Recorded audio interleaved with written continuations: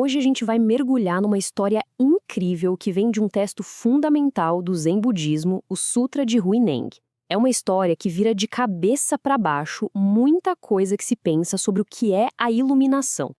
E a questão central é essa: será que um trabalhador, uma pessoa sem instrução formal, pode sacar uma verdade que passa batido por grandes estudiosos? Pois é, vamos conhecer a vida de Huineng, um lenhador muito pobre da China do século VII, cuja história desafia tudo o que se imagina sobre conquista espiritual. Tudo começou de um jeito bem inesperado. Huineng era só um jovem vendendo lenha para ajudar a mãe, que era viúva. A vida dele mudou completamente, para sempre, no dia em que ele ouviu um homem recitando um trecho do Sutra do Diamante. Foi um momento único. Aquelas palavras despertaram algo tão profundo nele que não teve jeito. Ele sentiu que precisava ir atrás daquele ensinamento. E assim ele partiu, numa viagem de um mês, até o mosteiro do quinto patriarca do Zen, o mestre Hongya. Mas, chegando lá, a recepção não foi nada calorosa. O patriarca olhou para ele e basicamente o dispensou. Por quê? Porque ele vinha do sul, era considerado um bárbaro e ainda por cima não sabia ler nem escrever. Só que a resposta de Huineng deixou o mestre de queixo caído. Ele disse, olha, pode até ter gente do norte e gente do sul, mas a natureza búdica, a nossa essência, não tem norte nem sul. O patriarca percebeu na hora a profundidade daquelas palavras, mas mesmo assim decidiu mandá-lo para os fundos do mosteiro para trabalhar debulhando arroz com os outros. 8 meses se passaram. O patriarca, já idoso, resolveu que era hora de encontrar seu sucessor. E para isso, ele lançou um desafio. Cada monge deveria escrever um poema, um verso, que mostrasse o seu entendimento sobre a verdadeira essência da mente.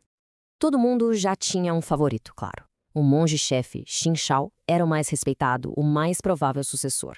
Ele foi lá e, meio que em segredo, escreveu seu poema na parede de um corredor. O poema dele era sobre isso, sobre um caminho gradual, sabe? A ideia era que a mente é como um espelho que precisa ser polido constantemente, um trabalho sem fim para remover as impurezas, a poeira que vai se acumulando. Acontece que Huineng ouviu os outros monges recitando aquele poema, e mesmo sem saber ler, ele soube na hora que aquilo não era bem a verdade. Então, ele pediu para um oficial que estava por ali escrever a resposta dele, bem ao lado do outro poema. E a resposta dele, nossa, era algo radicalmente diferente. O poema de Huineng apontava para um caminho súbito, instantâneo. A iluminação não é algo que se conquista com esforço, porque a nossa mente, na sua essência, já é pura e vazia. Se não há espelho, como a poeira poderia se acumular? E aqui a gente vê o contraste de forma muito clara, né? De um lado, a visão do esforço contínuo, de sempre ter que limpar, polir, melhorar. Do outro, a ideia de uma perfeição que já está lá, que é inerente, e que só precisa ser reconhecida num instante. São duas visões de mundo completamente opostas. O patriarca viu o poema de Huineng e entendeu a profundidade daquilo. Mas ele ficou com medo da inveja, do ciúme dos outros monges. Então, na frente de todo mundo, ele fingiu que o poema não era grande coisa e até o apagou com o sapato. Mas era só teatro.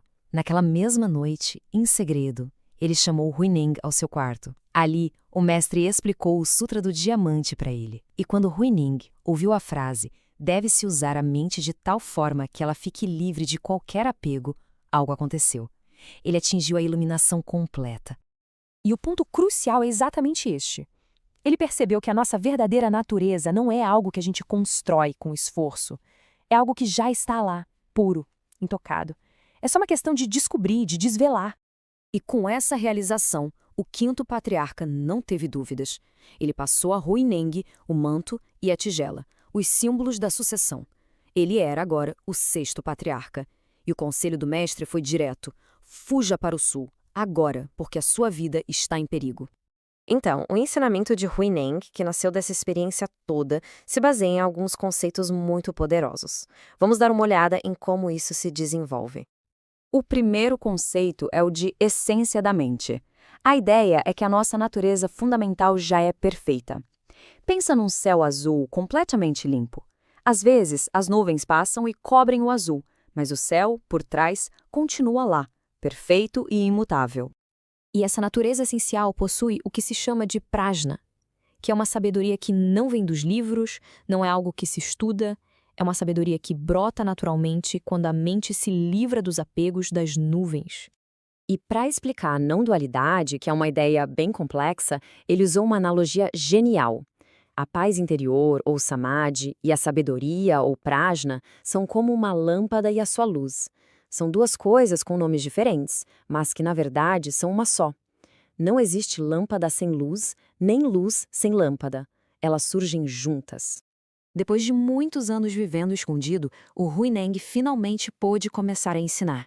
E a sua escola súbita, como ficou conhecida, simplesmente revolucionou o budismo Shan, que depois viria a ser o Zen lá na China. Seus ensinamentos foram tão, mas tão influentes que da sua linhagem surgiram 5 grandes escolas de Zen. E dessas 5, 2 existem até hoje, que são as famosas escolas Rinzai e Soto. No fim das contas, a mensagem central de Huineng provoca uma mudança de perspectiva gigantesca. A ideia é parar de tentar se tornar um Buda e simplesmente realizar que a própria mente, aqui e agora, já é o Buda. E a história de Huineng deixa a gente com essa pergunta. Uma pergunta que ecoa através dos séculos. Não é só para monges de antigamente, mas para qualquer pessoa que está tentando navegar a complexidade da vida moderna. Se não é pelo esforço, então, onde a gente encontra essa tal iluminação?